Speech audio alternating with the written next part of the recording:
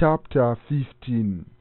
Already, still, yet, anymore, any longer, and no longer.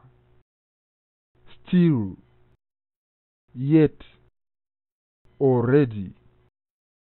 He is still awake. Are you still reading the document? The tea is still hot. The teacher isn't here yet. The food isn't ready yet. They haven't arrived yet. The food is not yet ready. The food is still not ready.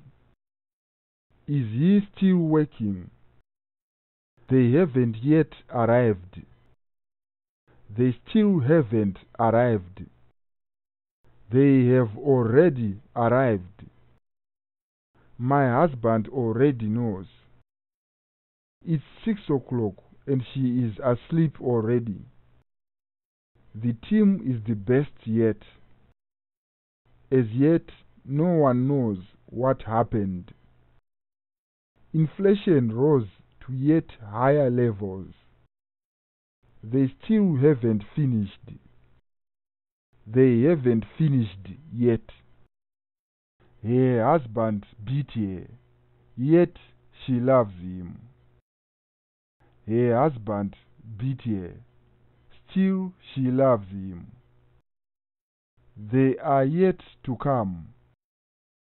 They are still to come.